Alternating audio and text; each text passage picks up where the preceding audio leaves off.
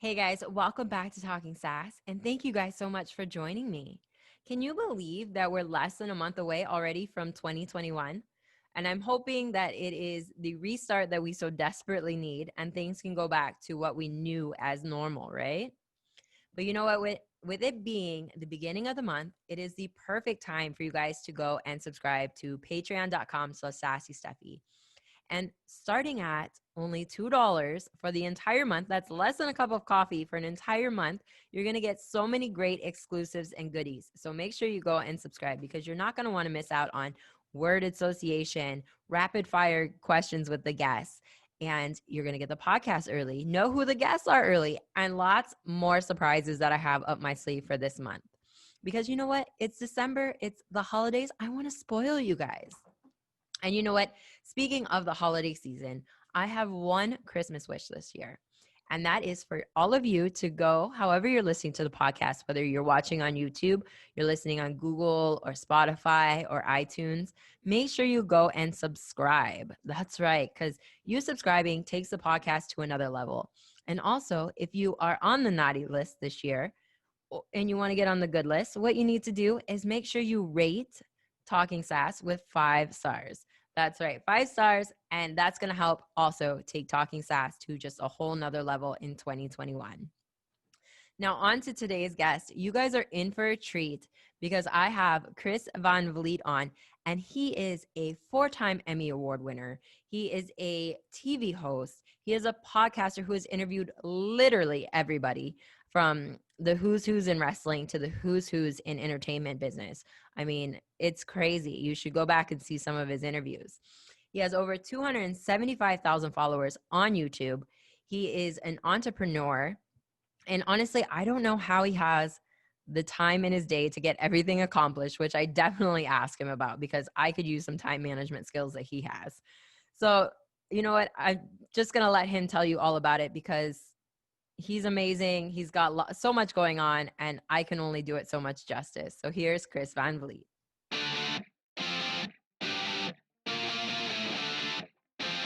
Hey guys, welcome back to Talking Sass. I am Sassy Stephie, of course, and today I have another wonderful guest on for you guys. He's a 4-time Emmy. I have to actually read it because there's so much that he's accomplished.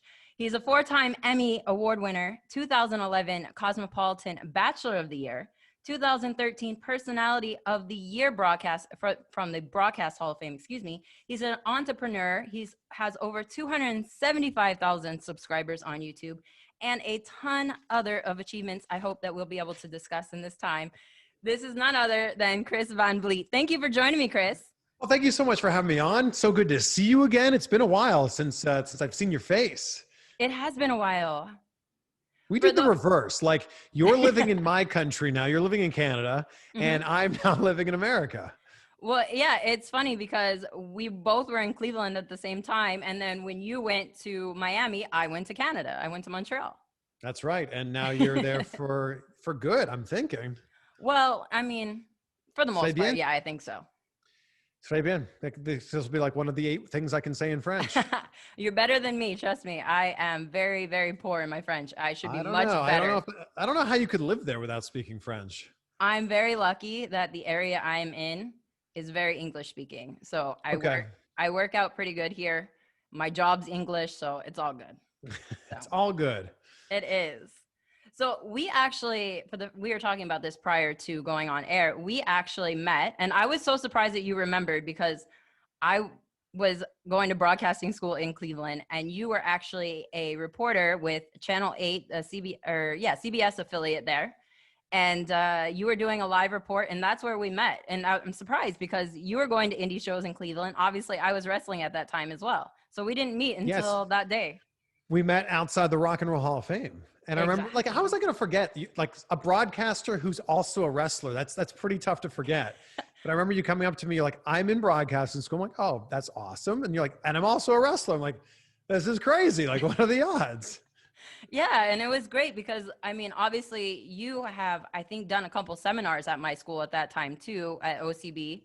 So, I mean, we knew who you were definitely at the Ohio Center for Broadcasting School. So then to go see and actually meet you while you're doing a live broadcast from the Rock and Roll Hall of Fame, that was pretty awesome. Well, I think the odds of actually running into a news reporter while they're working is like, it's extremely rare. Like, you know, you turn on the TV and these people are standing outside of random buildings all the time, but to actually run into someone in quote unquote real life, I think it's just so rare. It is, because I mean, I was spending a lot of time in Cleveland doing different things for school, different kind of internships. In fact, I was at WDOK and Q104, and you were a radio personality there too, and I never ran into you. So we were working in the same building. Oh, that's so funny. Yeah. I love that you bring that up because I was such a huge, I love radio. I had such a great time working in radio, and obviously I love TV too, but that's funny that our paths never crossed until that day. Yeah, it's very funny. But then I think we saw each other a few times at Prime. Yep.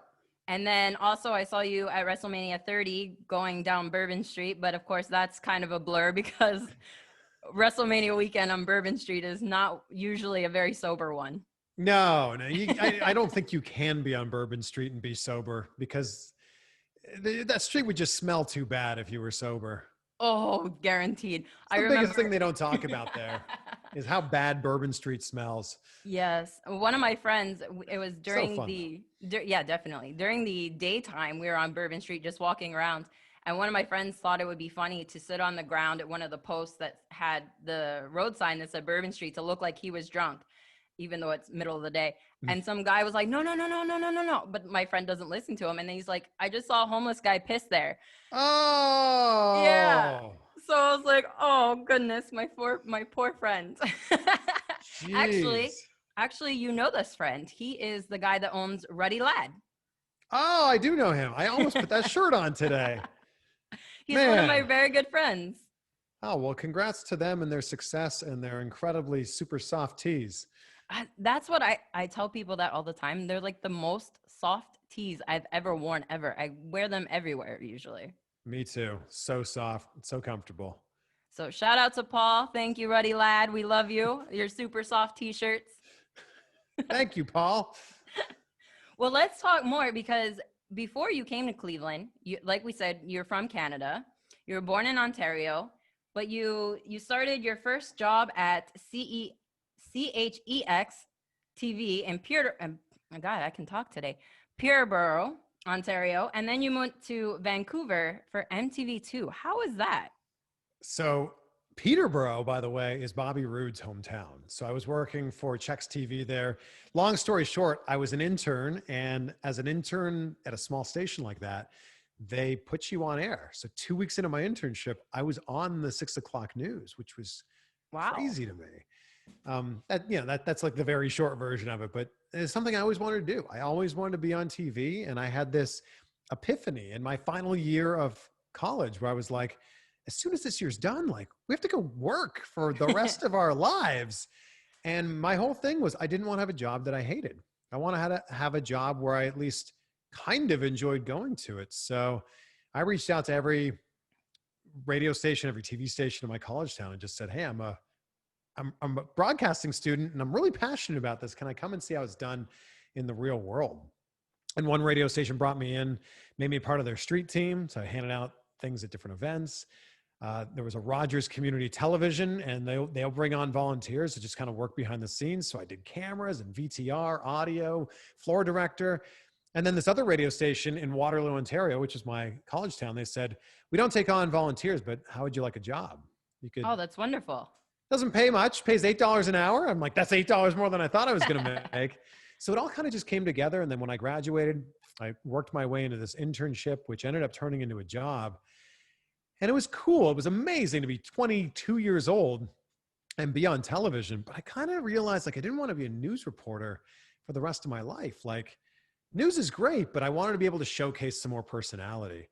And I was very incredibly fortunate to audition for a few different shows. And then, MTV2 Canada came around. I was hosting a show called 969. And my job every day was interviewing musicians, reviewing video games. That's where I did my first ever wrestler interview with Bobby Lashley. And I've been so fortunate to spend the rest of my career since then working in television and having interesting conversations with interesting people. That sounds so much like my time at broadcasting school as well. I mean, I guess that goes for everybody. I was doing TV. I was doing radio. Like I said, I worked at the radio station as a digital intern. I was doing their street team as well. I did an antique sale for PBS. I was one of the lighting directors for that. I Hey, did, nice. yeah, I did technical directing for a TED Talk, which was pretty cool. Very I mean, cool. who really gets to work on TED Talks? That was Yeah, that's awesome. awesome. Yeah, so I mean, it's crazy because we both have like a lot of things in common, it seems, just Well, kind of in the reverse. I think to work in broadcasting, you have to be willing to pay your dues. I mean, I think that's the case for a lot of industries, but broadcasting especially, like you have to go in and just get your foot in the door any way you can. Just get your foot in the door and then kind of work on it from there.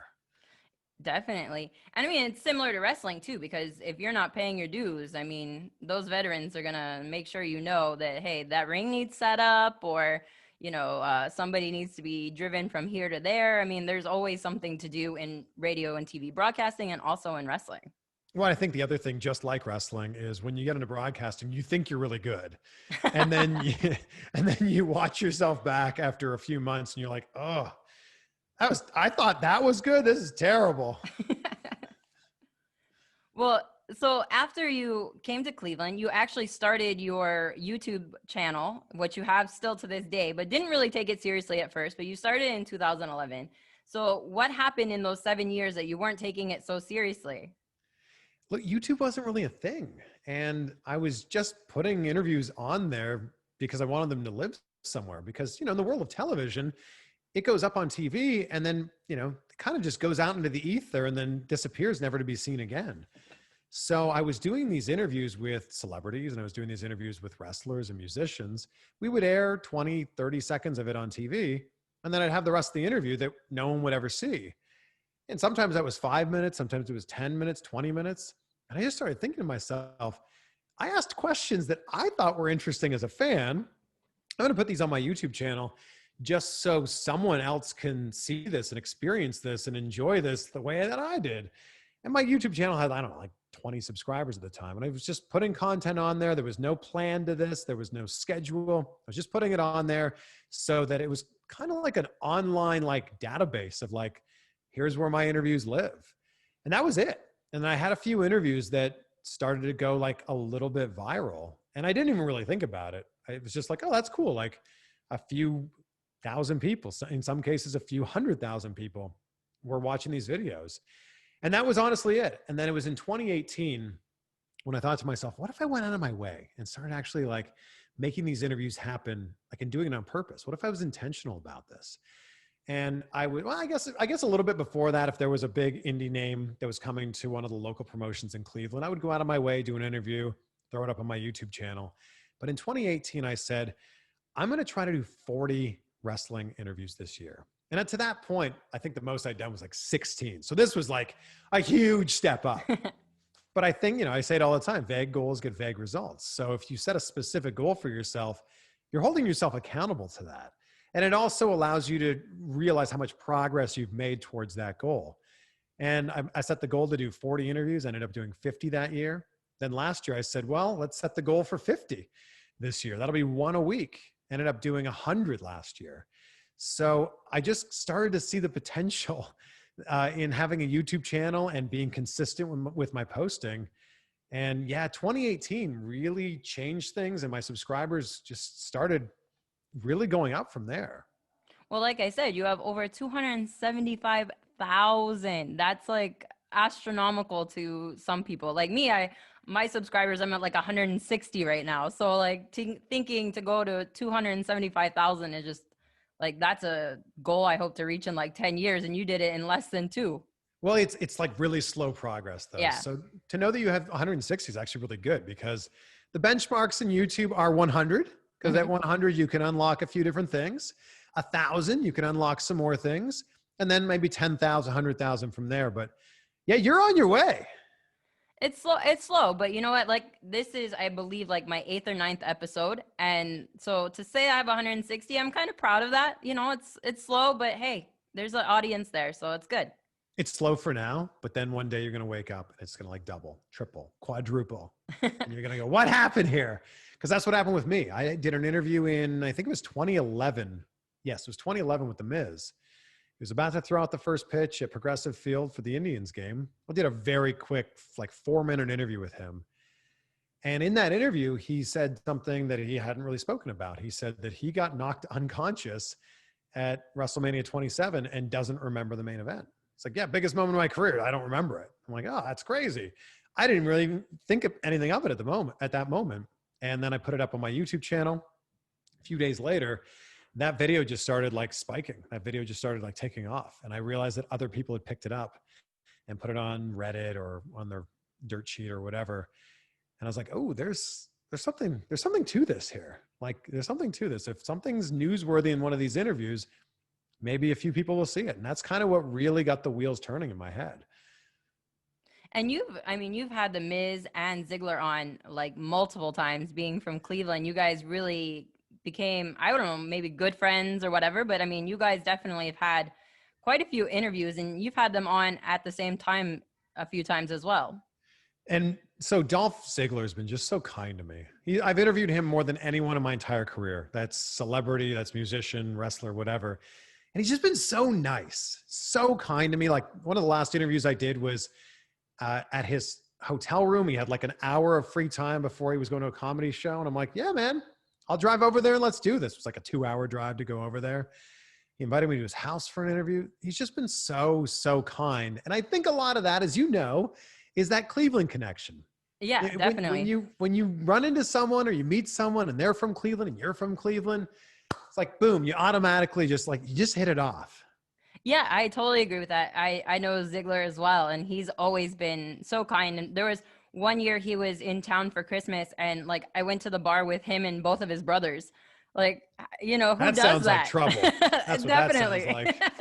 It was all fun. It was all good fun. But I mean, we had a good time. But it's actually funny. A story from that. I was actually closer friends with his brother Ryan, and I was like, "Hey, what if we ask your brother to take a picture?" And he's like, "Of us?" And I was like, "Of course." So we asked Ziggler, like, "Hey, can we have a picture?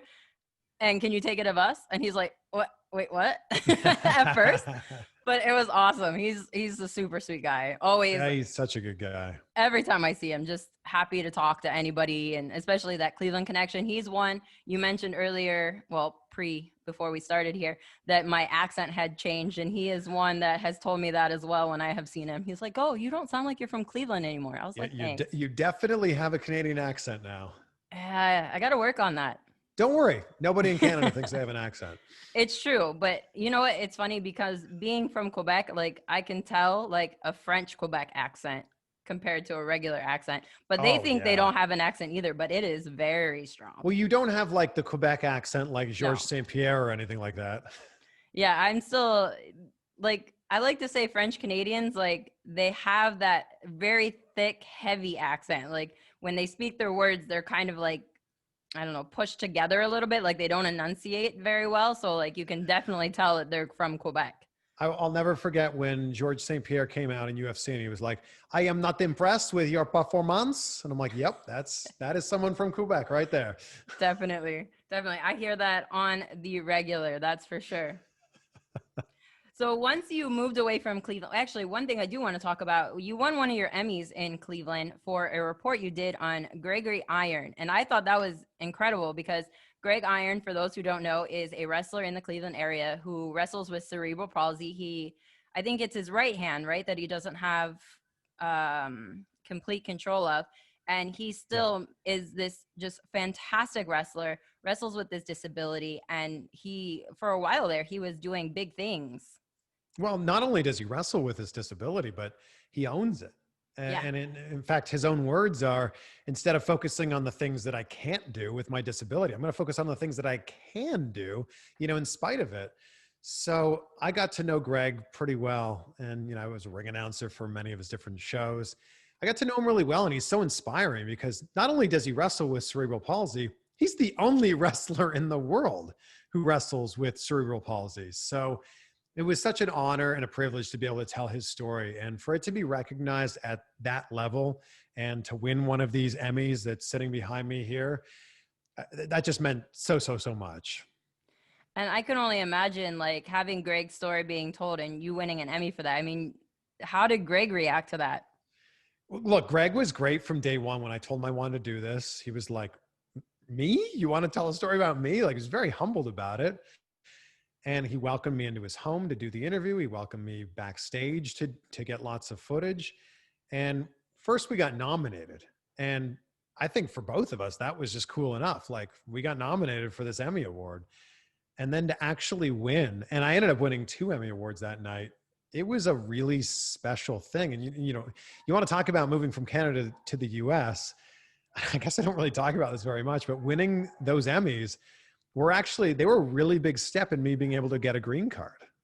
Oh, wow. Really? Because when you work in television and you're applying for a green card, they want to like see that you're not taking jobs away from other Americans. So they want to know that you've won some awards. Basically, you've done something to make yourself stand out. And winning those Emmys actually like really helped that process out a lot. Wow, that's crazy, because it's very similar with wrestling, because independent wrestlers here can't even go to the States to wrestle because they don't want you taking jobs away from Americans. Even if your payday is like $20 and, a hot dog after the show, they don't want you taking, jobs away from Americans. So that's crazy that like that helped in your green card situation, showing that you were going above and beyond what other people were doing and that you were a valued person at your station or wherever you were at that time. And it's all thanks to Greg. It really is. It was big thanks to Greg for like allowing me to tell that story, because it's a really personal story. And for us to be able to tell it meant a lot to me.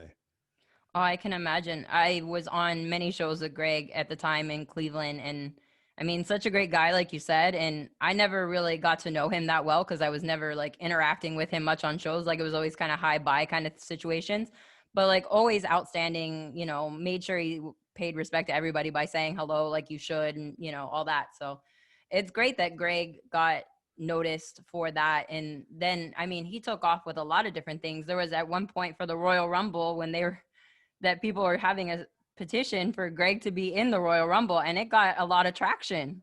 It did get a lot of traction. Yeah. I mean, and he's done such great stuff with, another good friend of ours, Zach Gowen with the Handicapped Heroes. Like, yeah, look, Greg is awesome. And I will, I'll be his friend forever, but I'll never forget the fact that he welcomed me into his home and allowed me to tell his story. Definitely. That's such a great story that you can even tell, because I mean, well, you said you've been at Ziegler's house too, but there's so many people that are just off, like it's off guard, you're not allowed to enter the house. Just like, okay, we'll do an interview at, the show or down the street or something, but to be invited into somebody's house, that's the level of trust that they have with you. Well, now I'm doing these like much longer interviews, and it's like, yeah, I guess we could do it backstage at a show, but I really want to get in depth. And I want to get some real insight here. And, my interviews now are 45 minutes to an hour long. And I think being in someone's house is actually like a perfect setting for that. It's their own home turf, and you're the visitor coming in there, to the place that they're comfortable. So it's like, yeah, let's make this as comfortable as possible for you. And, we'll just have a conversation. Well, I think that too, if you're in somebody's house, that they might let their guard down a bit more too in that case, because they are comfortable. They might give you information, or you might ask a certain question that they'll give a little bit more information because they're like, oh, I'm just sitting at home with a friend. Yeah, there's cameras, but. Yeah. Which is why I love doing my interviews in person. Obviously, it's such a weird time right now, and that's not really possible, but that's why before COVID, I loved being able to sit down with someone, shake their hand, look them in the eyes, feel their energy. And sure, technology is amazing right now. And I'm so incredibly grateful that we can have conversations like this from one country to another, from one time zone to another. But nothing beats being able to shake someone's hand, to be able to hug someone. And I look forward to a world where we can do that, again, hopefully soon. Oh, definitely. But you've been doing some interviews from home too. I mean, just recently you did Lillian Garcia, you visited her home, and you were with Taya Valkyrie at her home recently. So the COVID restrictions in the US are a lot more lax than here in Canada, especially in Quebec. I don't know about the other areas, but if you have one person over in your house and they're not like helping, like say, take care of an elderly or a kid or something, you can get up to a $5,000 fine right now. Well, don't tell anyone then. Don't let anyone know that I've been going to other people's houses for Well, these. this is in Canada, so like I said, it's a lot more lax there in the U.S. So My mom crazy. wants me to come home for Christmas, and of course I want to go home. I haven't been home in a year because of COVID. But if I want to go home, I have to fly in and quarantine for 14 days. Yeah. So I don't know how I'm going to do this, but definitely And want to see the family. and they call and make sure that you're not going out. My father-in-law just came back from Greece. He lives here, but he went to Greece and he came back, and they kept calling his house to make sure that he was in the house at all times. So they're strict. I mean, I don't know how it would be with an American coming into Canada. Maybe they wouldn't call you because you don't live here, but him coming from another country, they're making sure that they did They'd that whole probably be extra concerned with someone coming from the US. Maybe that's true. You guys got a lot more cases than we do So, here in like, Canada. yeah, oh yeah. Oh yeah. But at least you're able to keep upbeat about it. I mean, most people are like, "Oh, COVID," but like you're like, "No, it's okay. You know, you're still doing your interviews. Technology's good." That's one thing I love about watching all of your interviews is you are always positive. I never hear anything like super negative. Well, look, in the wrestling business, as you know, there is so much negativity. So much negativity. Whether you're a wrestler, whether you're a ring announcer, a referee, or whether you're a fan, you're inundated with negativity. And I think in every single situation, there's what's wrong and there's what's right. There's the positive and there's the negative. And I'd much rather look at the positive. I'd much rather look at the glass being half full, especially in this crazy world where someone's going to watch Raw or Dynamite or SmackDown or Impact or whatever it happens to be. They're just going to pick out the things they didn't like about it. It's like, no, let's focus on the things that we did like about that. So I've always kind of been this way in my life where, you control your own destiny. And John Cena actually said it to me, and I'll never forget it. He said, control the controllable. You have the control in your life on what it is that you want to focus on. And the things that you don't have control over, you have the control over how you want to react to those things. And that's always stuck with me. And I think about that in every situation that I'm in. And I would much rather lead with positivity than lead with negativity. Definitely. I can definitely agree with that. And also, speaking of John Cena, there was one, you've done multiple interviews with him, obviously, but the one that I just found so entertaining, I think it might have been a WrestleMania weekend. You were like, "Oh, I don't want to, take up too much of your time." He's like, "No, go ahead and ask." And you're like, "Okay." Yeah. So you ask like another 3 minutes worth of questions, and then you're like, "Okay, I'll let you go." And he's like, "No, it's okay. I'm here. I'm talking to you. That's it." It was so wild. And look, that's the busiest weekend of the year if you're a wrestler of any sort. Not to mention if you're John Cena, who's probably every minute of his weekend is planned out. But so to kind of give a little bit of a backstory, I showed up. He was working out at a gym. We planned to do this interview at a gym. And he texted me and said, "Hey, I'm ready to do this." And we were standing like ready to go. We were so ready. We knew we had 10 minutes to do this interview. And he texts me and says, "I can't see you. And I'm not trying to be funny, because you can't see me." Right. This is great. So finally he shows up. As soon as he shake his hand, camera starts rolling. We're doing this interview because we knew we had 10 minutes exactly. So at the 10-minute mark, I go to wrap this thing up. And he goes, "Oh, hold on a second." Pulls his phone out. "You still got some more time." Okay. So I asked, like you said, a few more questions. Then I went to wrap it up again. "Oh, hold on. You got time for one more." What? And the fact that he was not only generous to give me those initial 10 minutes, but then so generous to give me an additional however many minutes that was, it was incredible. And John Cena is in the position that he's in now because he treats other people like that. It's that whole concept of treat the janitor the same way you treat the CEO. Like treating me, who recorded that interview on my iPhone with a microphone, the same way that he would treat ESPN or Sports Illustrated or, Oprah. I don't know. It was just so great that he showed me that much respect. And, I'm forever grateful to him for that. Yeah, I mean, he's not the only mega superstar that like really goes out of his way to talk to you, one person I know who you just idolize is The Rock. Yeah. And I know jokingly he did this, but I still find it hilarious. He actually gave you the middle finger during a live show in Miami. How did you explain that to your boss that The Rock just gave you a middle finger on TV? So I didn't know this happened. So if you watch the video back, to make a long story short, we were supposed to do this interview like half an hour before, and we were on a red carpet. You can never really time out the situation of a red carpet, but we were going to be live on the air at 7:41, I believe. And the red carpet was supposed to start at 7. So we thought, oh, we'll get The Rock, like 7:15 or so. We'll do the interview. We'll feed it back to the TV station. And at 7:41, I'll say, hey, I talked to The Rock earlier, and here's what he said. Well, the way it worked out with the timing, we were just about to go into commercial break, and The Rock's like working his way down the red carpet and about to come to us. And I'm like, well, what am I going to do? Like, this is terrible timing. Like, what if The Rock starts talking to us during the commercial break? Which is exactly what happened. So The Rock's talking to us during the commercial break, and my producer's in my ears saying, whatever you do, keep this going. We need to get The Rock live. Like, just keep talking, keep him there. So I'm just keep the conversation going. Finally, we're right back live. They go right from the commercial to us. And I say to The Rock, I said, oh, we're live right now on Deco Drive. And he goes, oh, we're live. I can say anything I want. And I'm like, well, yeah, you could, but let's not. And it's still in his mind that we're live. So I turned to the camera to do a people's eyebrow off with The Rock. And behind my head, he gave me the middle finger thinking this would be so funny on live TV. I'm giving him the middle finger. I didn't know this happened. So I turn around.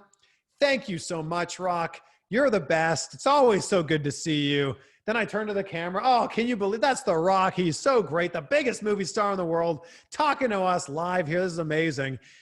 I end the segment and I got a phone call from my boss. They go, yeah, he just flipped you off. Like, what?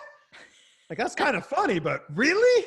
Oh, yeah, he just flipped you off. And they were really worried that we were going to get a fine because if someone complained to the FCC, right, we could have got a fine.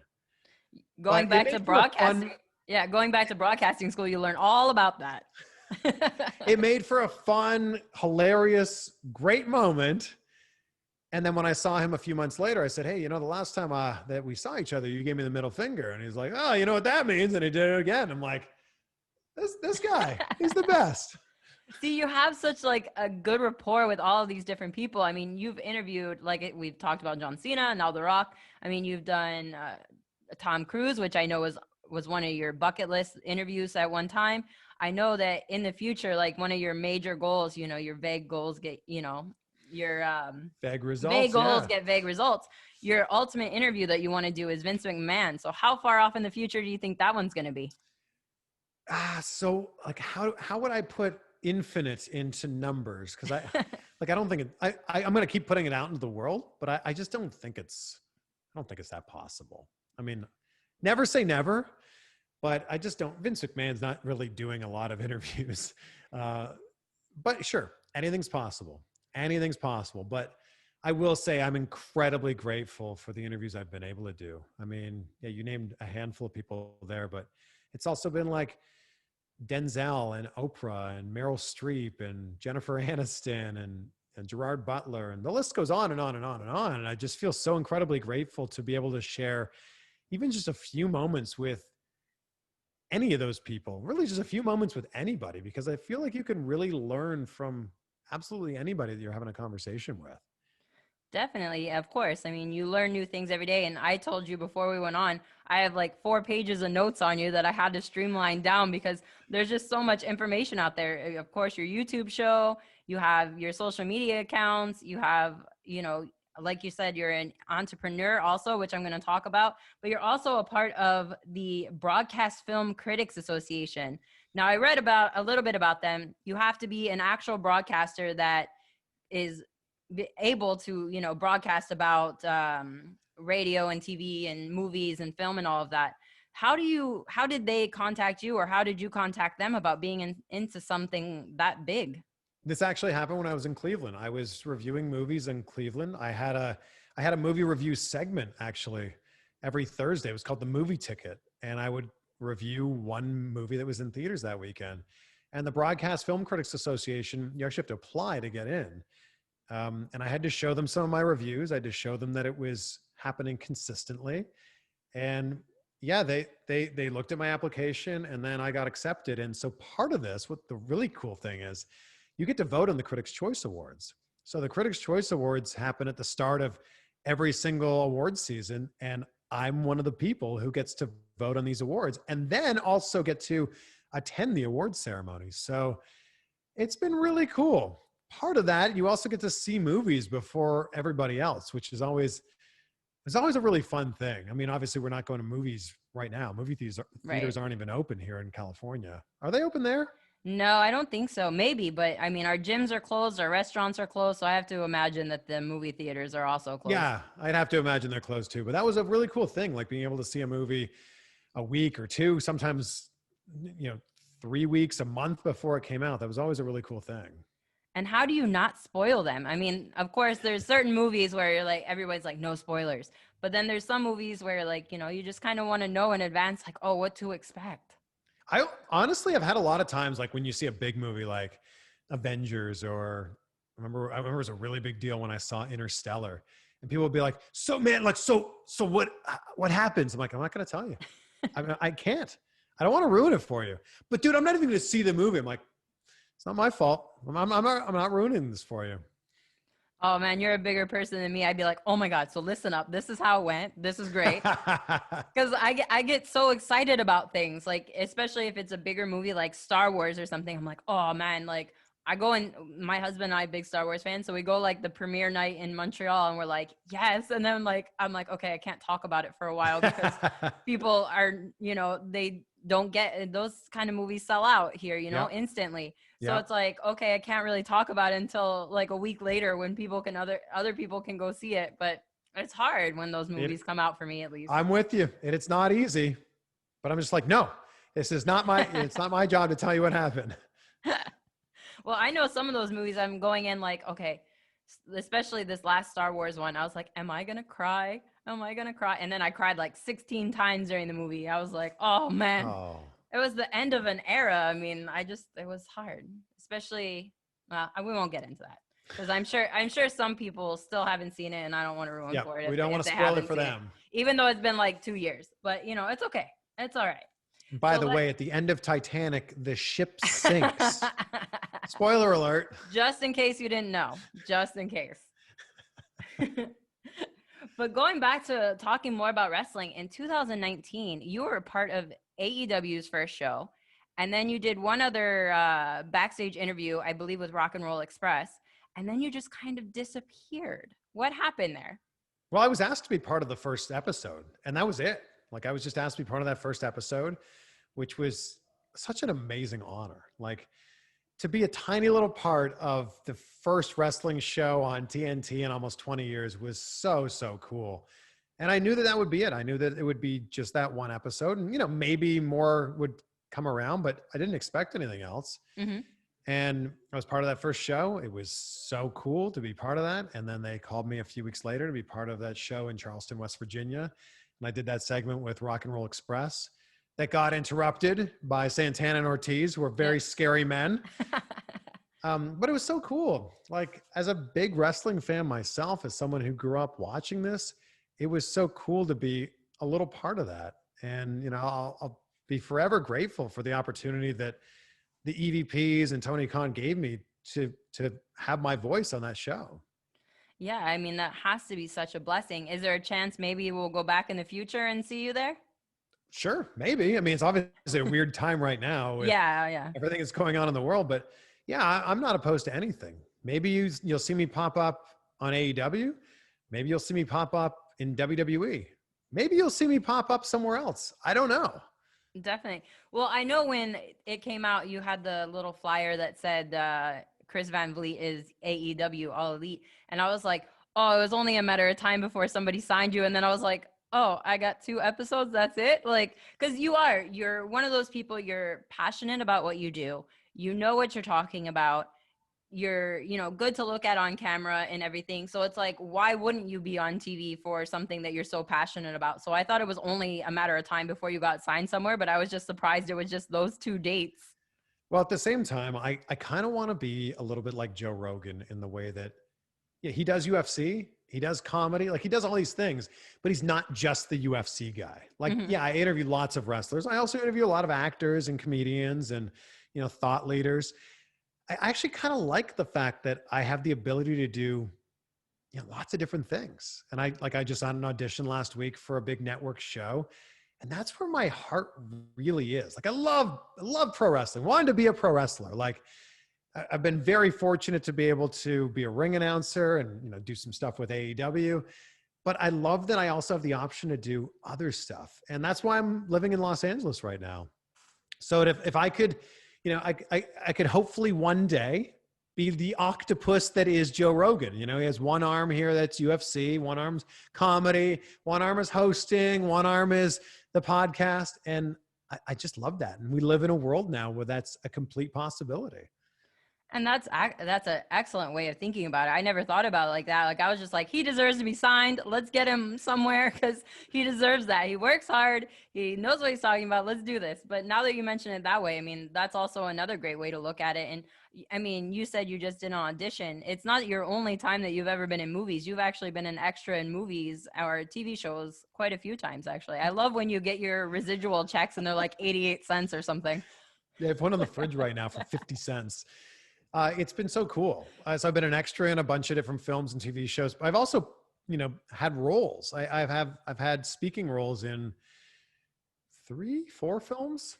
So Criminal Activities with John Travolta, The Bronze with Sebastian Stan and Melissa Rauch, and Love Finds You in Sugar Creek. Yeah, I guess it's 3 movies.